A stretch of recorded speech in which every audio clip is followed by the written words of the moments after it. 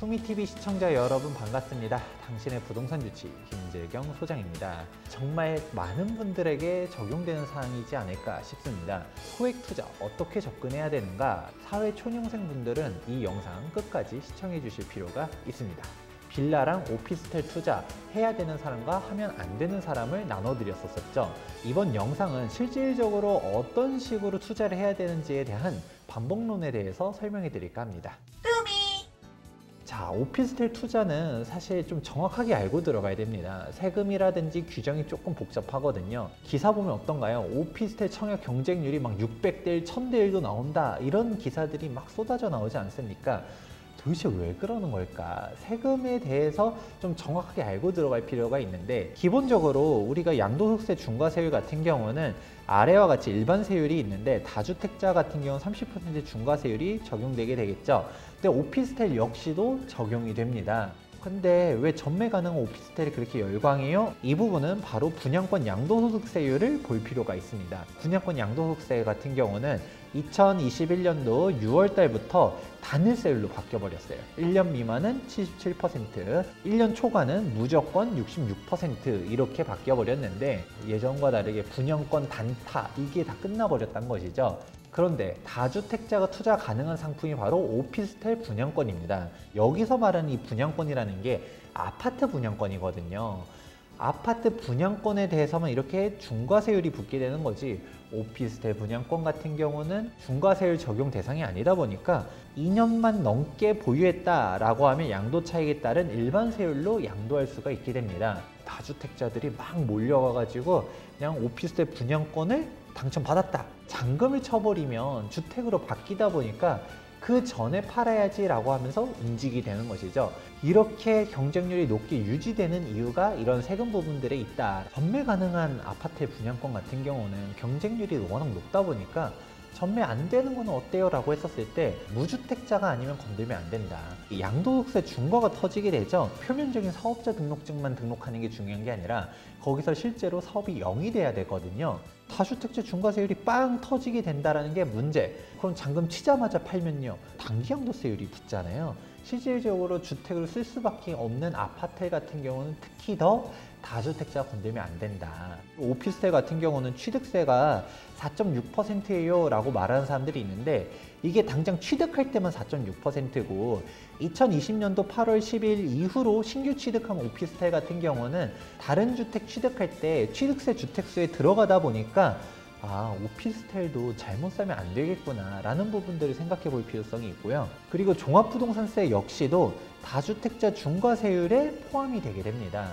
근데 이 부분 같은 경우는 살짝 헷갈릴 수가 있는 것 중 하나가, 오피스텔이라 해가지고 다 들어가는 건 아니에요. 주택분 재산세를 납부하는 오피스텔만이 이 다주택자 중과세율이 적용이 되거든요. 양도소득세 같은 경우는 실질과세가 원칙이다 보니까 실질적으로 주택으로 쓴다라고 하면 무조건 주택으로 보고서 세금을 때리게 됩니다. 근데 우리가 재산세라든지 종부세라든지 이거는 매년 다 이런 실질과세 원칙으로 갖다가 일일이 조사하면서 부과를 할 수가 없잖아요. 그래가지고 우리가 어떤 식으로 판단하느냐, 재산세가 건물분 재산세로 나오냐, 주택분 재산세로 나오냐, 이거에 따른 차이로 구분하게 됩니다. 대부분의 오피스텔들은 건물분 재산세 납부거든요. 주택분 재산세로 일부러 바꿔달라고 요청을 한다든가, 혹은 주택임대사업자를 등록해가지고 주택분 재산세로 변경이 되었다. 그럼 변경된 거를 내가 샀다라고 하면 이 오피스텔 역시 종부세 계산할 때 주택수에 포함이 된다라는 부분들을 생각해 볼 필요성이 있습니다. 그래서 조금 아시는 분들은 매수하실 때 이게 주택분 재산세인지 건물분 재산세인지도 체크하실 필요가 있습니다. 실질적으로 제가 오피스텔 투자하려고 했었을 때 중요한 사항이 있다라고 했었죠. 그게 바로 무엇인가요? 바로 아파텔이냐 아니냐. 이 아파텔이라는 신조어가 주거용 오피스텔, 즉 아파트로 대체가 가능하다 해서 아파텔이라고 부르는데요. 전용 면적 84제곱미터 이상이라는 부분들을 주의하실 필요가 있습니다. 25평 이상의 기본적인 주거용 형태로 사용할 수 있을 정도의 면적은 돼야 된다, 이런 이야기들을 해드리는데요. 우리가 아파트 같은 경우는 공급 면적으로 보통 이야기하다 보니까 전용 84제곱미터가 33평이라고 이야기하고요, 전용 59제곱미터를 25평이라 말합니다. 근데 오피스텔 같은 경우는 서비스 면적이 있을 수가 없거든요. 오피스텔 전용 84가 아파트로 따졌을 때 실질적인 실평수 25평이 된다.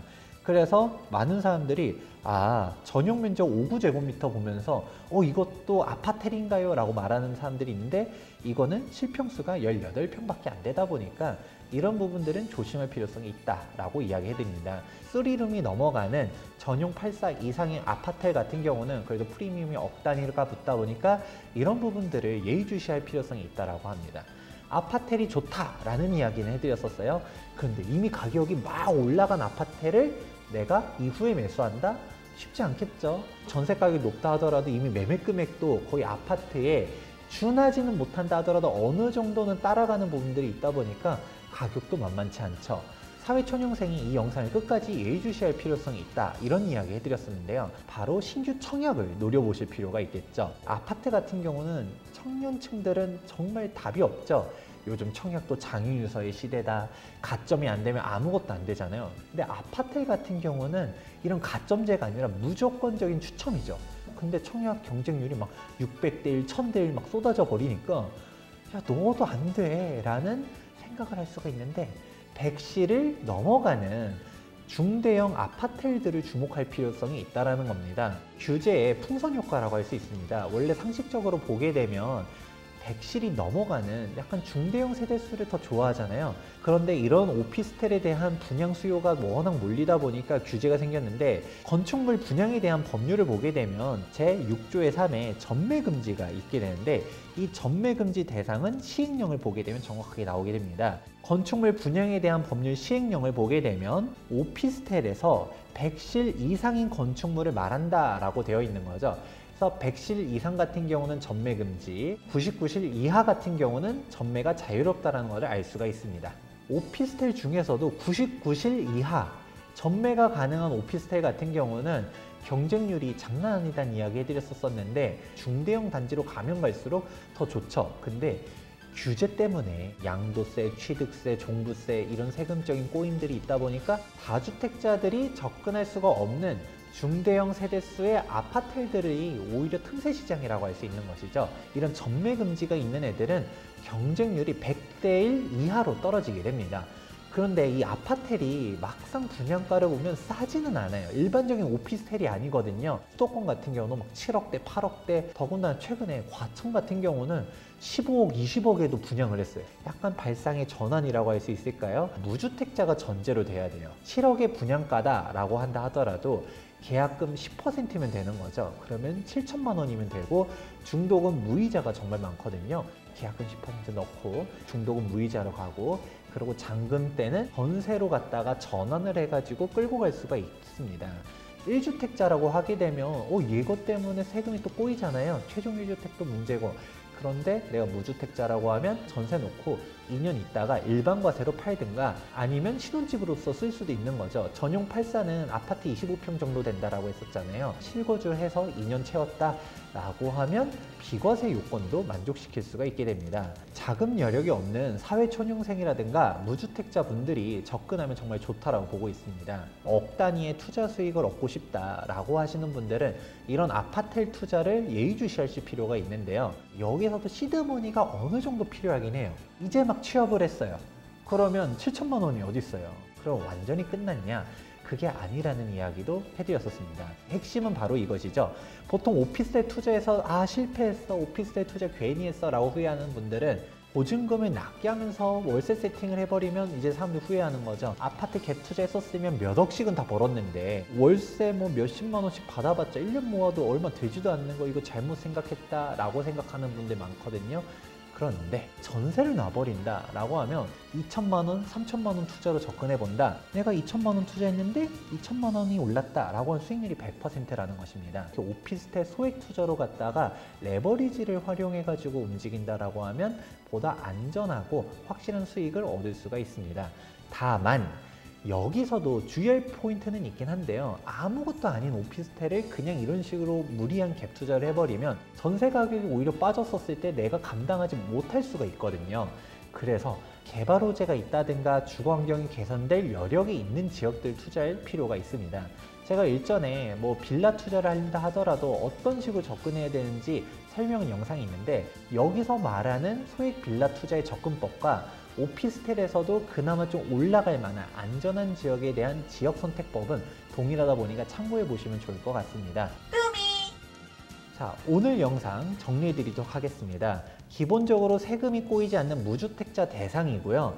여기서 소액 투자를 하려 했었을 때 7천만 원 정도 전후에 어느 정도의 목돈이 있으신 분들 같은 경우는 100실이 넘어가는 전매 불가능한 아파텔이 틈새 시장이다, 프리미엄이 억 단위로 붙을 수 있는 아주 좋은 주거 대체 상품이다 라고 정리를 해드리고요. 그런데 여기서 2천, 3천만 원으로 접근하시는 분들이라 한다 하더라도 원룸 투룸 오피스텔을 예의주시하면 좋을 것 같다. 보통 사회 초년생 분들이 많이 이야기하는 것 중 하나가, 소장님 저는 돈이 없어서 부동산 투자를 하고 싶어도 못해요. 그렇지 않아요. 시야를 넓혀보면 분명 길은 있고요. 진짜 돈이 없으면 소액으로 빌라 투자도 나쁘지 않다라고 이야기하거든요. 빌라 사면 생애 최초도 다 깨지고 그렇지 않아요?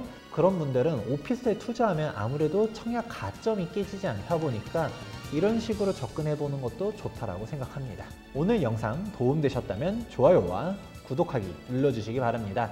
지금까지 부동산 유치 김재경 소장이었습니다. 감사합니다.